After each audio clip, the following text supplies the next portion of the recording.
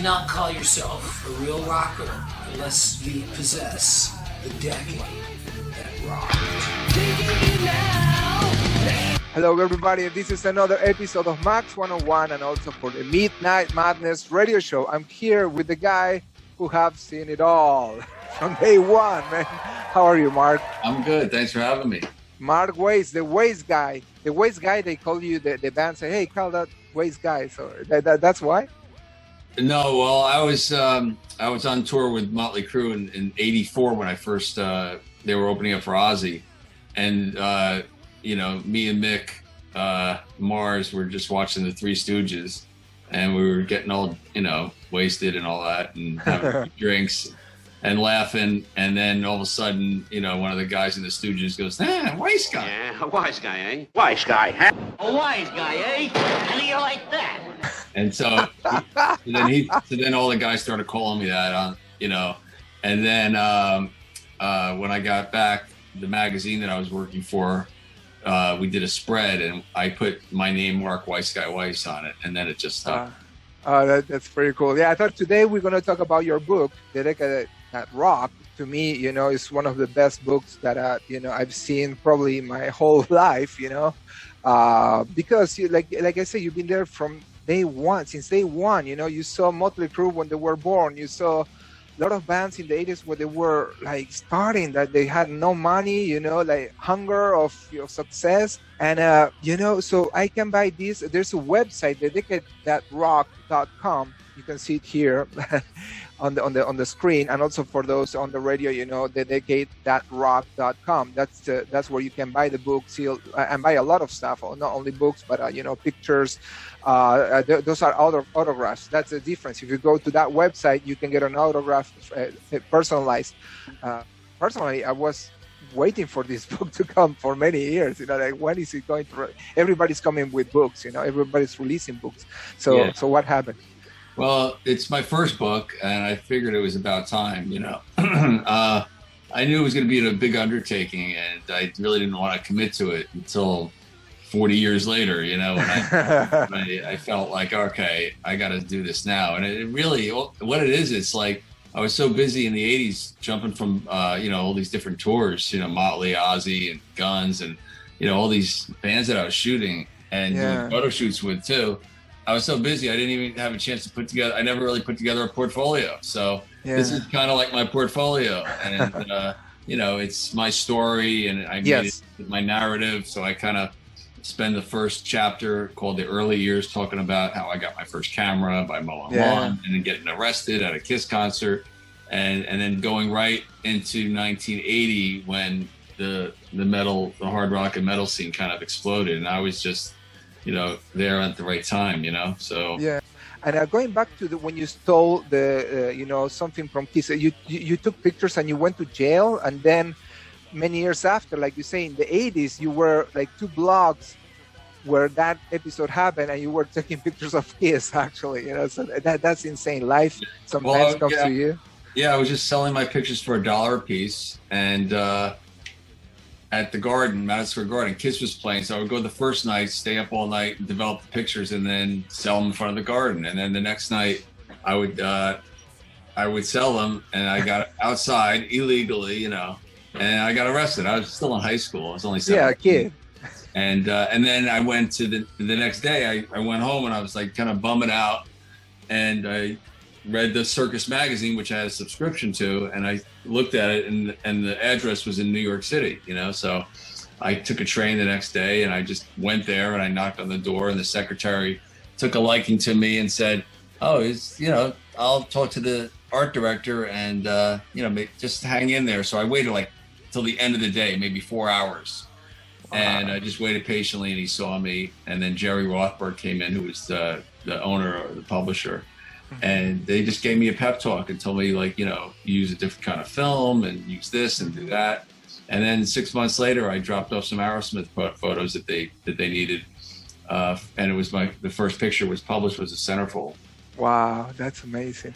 How's the life of a photographer, or at least in the 80s? So you were more independent, freelance, working, and you sell your pictures to different magazines, or you work full time for a magazine? No, I'm total freelance. I was then. I always still am. But what I got on assignments through magazines, and most of the time it was really just to get the access. They wouldn't pay me like a day rate or anything like that, except in the beginning when I was starting Circus magazine. They paid me $125 plus my film expenses, and they get to own all the photos. And I didn't care. Wow. I just wanted to see my photos in the magazine with my photo credit. So I would shoot a concert and some backstage shots, and they would use it a lot because they owned it. They didn't have to pay the space rate to the other photographers. So it was good. And at the end, when they closed the magazine, the owner, Jerry Rothberg, called me up. He said, if you want to come and get your photos, you can. So I have all my photos from those assignments that I, technically didn't really own, but he was nice enough to, give me the, the copyright on it. And then the ball just started rolling, and then the other magazines popped up. I wanted to be in more magazines and different kind of magazines. And then I kind of branched out into freelance after that. Has to work, back in the day with film and in a dark room, you have all those chemicals, the smell. You still do that, or is all digital? Sometimes you do it because it's fun, or wait, I think it was fun when I first started doing it when I was 12 or 13, and learning, seeing this piece of paper magically appear with an image. So that kind of got me excited. And then I had a dark room in my back of my garage that my dad built, and so then it was a place to hang out with my friends and get stoned, and bring a girl in there because it was private, no one could come in. So that was fun. But now, the dark room is like, I have my dark room in my office because I have it's like a museum in my house, in my room. And I like to be reminded of where I've been and what I've done. So I have my first camera hanging up. I got, little notes and things like that. And, props from shoots. And, but no more darkroom for me. What camera do you use right now? Is that digital, with all the whistles? Yeah, I'm all digital. I fought it in the beginning, but then I was working for a German magazine and they needed the pictures right away. And they couldn't wait to go through customs and this and that. Yeah, definitely. It was a weekly magazine, so I was kind of forced to kind of go with the times, which I would have eventually, but that just made it a little quicker. And I have Canons. Mark IV and 70Ds and whatever. There's some new ones coming out with mirrorless and things like that. So I try to keep up. As the technology gets more advanced, I step it up a little bit. Yeah, that's cool, man. That's cool. And you can see all these pictures with all the old school camera and the new school camera on the Decade.rock. And also you can buy the book on the Decade.rock.com. And also, Mark, I wanted to ask you about this new book that is coming that you are part of, Keep on Rolling, right? So that's the life of Kevin DuBrow from Quiet Riot, right? What a guy that was advancing time, right? So he was making music, in the 80s, but that music, prevailed, for many decades, and you still put those records, it's like, wow, this like it blew my mind how talented he was. Tell me about this new project about Kevin. Well, it came about kind of through the back door. I got a call from Missy Whitney, who's the author of the book. It's actually her book. I published it, and I have a lot of my photographs in it. And I'm kind of like the co-creator of it, and kind of she only wanted to do a book of her experiences with Kevin and Quiet Riot as the fan club president. She was just a fan, and as a 16-year-old. And then when Randy left and Quiet Riot kind of broke up, DuBrow became his band. It was really still Quiet Riot, but he didn't have musicians, so we kept bringing in different musicians. And she ended up being the fan club president and just developed this really, really great relationship with Kevin. So the book consists of a lot of her pictures, little, whatever was going on, notes back and forth, some fan club stuff, and as well as Ron Sobel's photography from the early days with Randy Rhoads, because Ron was Kevin's best friend. They were roommates. They'd known each other since they were, teenagers. and he ended up being the lighting director, but also the photographer. So he has all these amazing shots of Randy and Quiet Riot before I got involved. I started shooting Quiet Riot at the U.S. Festival in 1983, and then I did the Bang Your Head single sleeve photo shoot backstage at Madison Square Garden when they opened up for Iron Maiden. And that's when we became really good friends. And Ron was doing lighting, so he didn't have time to do the photography too. So they took, we got along, we became fast friends, and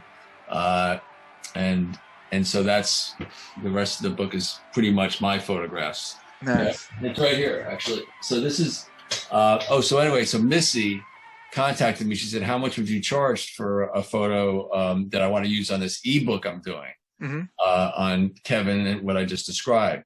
And she said she gave Kevin a charm of a microphone, and he wore it. I believe it was an American Bandstand, and she knew the photo from Faces magazine. So this is the photo.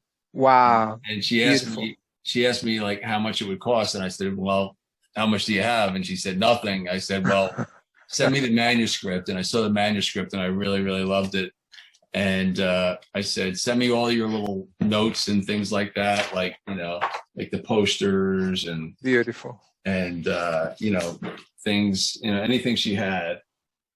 That's amazing. And notes from, this is, Dear Missy, this is from Kevin, so all this personal stuff. Wow. For those on the radio, Mark is showing me the book. Is that like a prototype, or like, or is that's this is a proof book print. It's gonna be a hardcover. It's 8.5 by 11. Nice. It's 208 pages. And Ron took these historic photos of in the locker, which they just released, I believe. Wow. But there's just these amazing Randy photos. Beautiful. And this is wow. Those pictures are like iconic, man. And Rudy did the forward for the book, and this is Missy back then. Oh wow.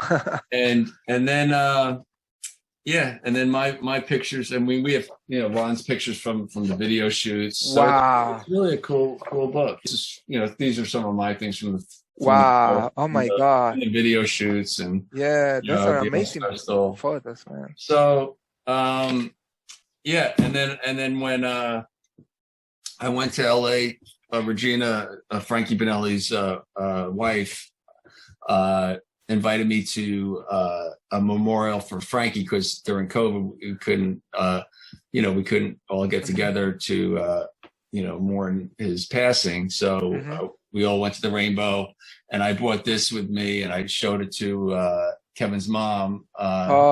She wasn't there. I went to her house near Kevin, where Kevin was buried, and I wanted to see his where his grave was and visit that. And she ended up, I showed this to her, and I let the video go to talk and just get some emotions and feelings out of it. And I pulled an afterword out of it, and I put it together, I edited it, and she said, that's fine, it looks, you can use that. So her blessings, her mom. That's very important, man. That's very important. So I'm excited for it to come out, and it's my first published book. And a lot of the publishing companies, they don't want niche books like this. Like Decade That Rocked is a lot of artists. Yes, and Kevin is very hated, but underappreciated. Yes, that's a precise word, man. And when is this book coming out? Sorry, when do you think it's gonna be released for the people to buy it? Well, we're doing like a pre-order, but it's probably going to be out hopefully in a couple months. We're just going through the printing process now, and papers. There's a paper shortage, and we are talking at the end of the year. The probably between September, October, December. Well, my plan would be, and I would say it's almost definitely going to be out. His birthday and the passing death was at the end of October, like Halloween. So that would be awesome. That's my goal, to have like a whole bunch have a nice party and maybe a celebration. I want to go to that party, man. All right. Yeah. I bring my camera, man. Just kidding. Well, no, thank you for sharing all this information about Keep On Rolling. That you can get more details on the decade.rock.com. That's Mark's website. And also, Mark, you have in August 19th, there's a workshop that's going to happen in a kind of festival, Monster on the Mountain, right? And you're going to be not only signing, books on your books, but only you're going to be teaching, or you're going to do like a workshop. Tell me how it's going to be done. Well, first of all, whether you want to sign up on the workshop or just go as a fan, it's an amazing event, which it's an offshoot of Monsters of Rock Cruise, which a lot of people go to. And this is going to be the second Monsters on the Mountain, and it's in Gatlinburg, Tennessee.